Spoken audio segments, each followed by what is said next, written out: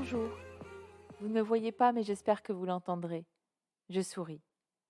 Je cherchais depuis des semaines le sujet de mon premier épisode. C'est important, n'est-ce pas? La première impression. Il paraît qu'on a cette chance une seule fois. Et encore, les 30 premières secondes. Alors forcément, je cherchais le sujet. Celui qui allait donner le ton de ce que je voulais partager avec vous à travers ce podcast. Celui aussi qui allait être le début de cette aventure que nous allions construire. Et ce matin, bulle de bonheur, comme une évidence, du temps pour soi. Bonjour, je m'appelle Catherine, j'ai 50 ans. À l'origine, des cheveux châtains, férue de chaussures, danseuse de moderne jazz, divorcée. Maman de 2 enfants en garde alternée. Ils ne sont pas petits, mais pas majeurs non plus. Manager d'une équipe commerciale de 15 personnes, je grandis dans et avec mon entreprise depuis 20 ans. Une histoire qui dure. Quelques amis très proches, même si je ne les vois pas toutes souvent. Plus de parents, car ils sont décédés il y a plusieurs années. 2 sœurs, plus jeunes. J'ai toujours aimé raconter les histoires des autres. Celles qui m'avaient touchée, inspirée, ou qui sont des arguments de vie ou de vente, selon le contexte. Avec le podcast Il était une fois, ce sont mes erreurs, mes réussites, mes questionnements et mes déclics que je partage avec vous.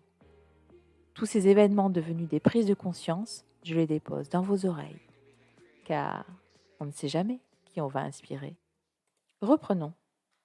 Finalement, j'aurais pu écrire « pour soi », mais la formule du temps pour soi regroupe ce que nous avons de plus important. Nous, vous, moi, notre soi, et ce que nous en faisons par le temps. Je ne me suis pas posé la question pendant des années. J'avais tout le temps que je souhaitais. Pour du sport, de la lecture, faire des puzzles, j'étais une grande fan. Cela dit, c'était très consommateur de place.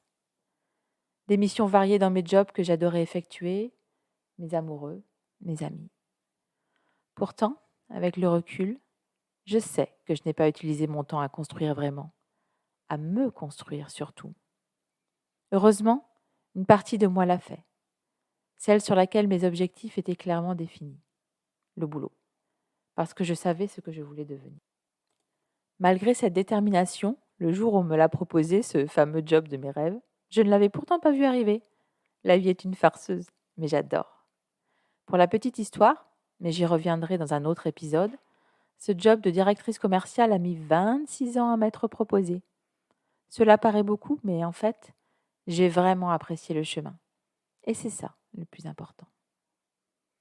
Pour ce qui est du temps pour soi, à un moment dans ma vie personnelle, les choses ont dérapé. J'ai dérapé. Je me suis laissée absorber. Phase 1. D'abord un peu dans ma relation avec mon amoureux, avec celui qui est devenu mon mari, puis le père de mes enfants. Tout doucement, sans m'en rendre compte parce que c'était bon, j'ai remplacé le temps pour moi par du temps pour nous. Mon chéri lui arrivait à se garder du temps pour lui. Je lui en voulais parce que moi, je n'y arrivais pas. Nous étions ma priorité. Et pourtant, c'est lui qui avait raison. Phase 2. Arrivée de nos enfants. Tornade du temps. J'ai remis des années à m'autoriser à m'occuper de moi en priorité. La première étape a été en mode survie, sans aucune conscience de pourquoi je faisais certains choix. Je devais les faire, tout simplement. Mon corps et ma tête ne m'en laissaient justement pas le choix. J'ai accepté un travail qui m'éloignait de chez moi, me donnait de nouveaux challenges. Je m'obligeais en quelque sorte à m'occuper de moi. Je suis devenue ingénieure commerciale. Je sillonnais le tiers du territoire français. J'étais hyper fatiguée, mais super enthousiaste. Et bizarrement, je respirais de nouveau. Ce qui me permettait, quand je rentrais dans mon cocon familial, d'avoir l'énergie de m'en occuper. Mais je n'avais pas encore compris. Phase 3. Divorce. Je reprenais le temps, mais en mode asphyxie. Déménager, se réinstaller, une semaine sur 2 sur le terrain, l'autre avec les obligations de maman. Mais moi, je ne m'en occupais toujours pas.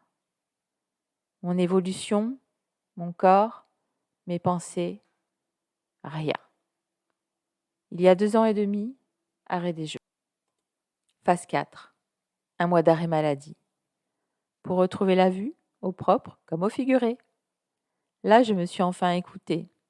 Pour tout vous dire, j'ai d'abord beaucoup écouté. Des podcasts, des conférences. Les experts de toutes sortes sont formels. La première personne dont je dois m'occuper, c'est moi. Jusqu'alors, je trouvais cela très égoïste.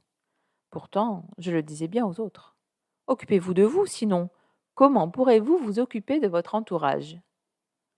Mais je n'avais toujours pas compris ce qui était, pour moi, s'occuper de soi. Je n'avais pas pris le temps de savoir ce qui était important pour moi. Mes moteurs, où étaient mes vibrations fortes, mes valeurs. Depuis, j'ai trouvé. Et c'est pour cela que nous sommes ensemble en ce moment.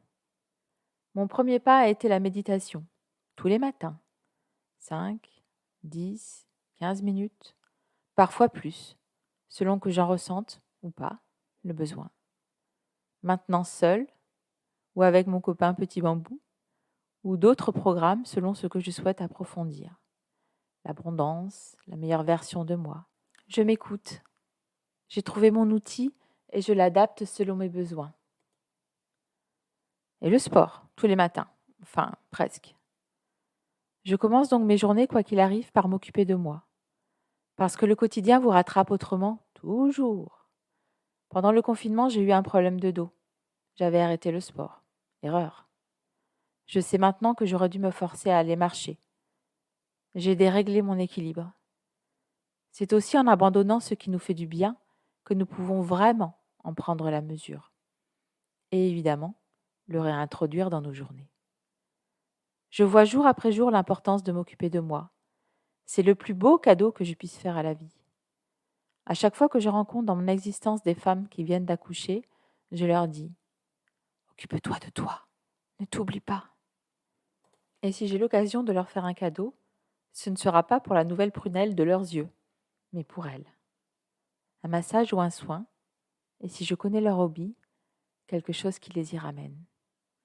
S'occuper de soi, c'est également de la discipline. Ce mot-là, on ne l'aime pas. Il nous ramène à l'apprentissage scolaire le plus souvent. Mais ce n'est pas forcément un bon souvenir. Mais finalement, c'est avec régularité que nous avons appris le plus pendant les premières années de notre vie. Alors, pourquoi ne pas continuer pour notre plus grand bien et celui de notre entourage?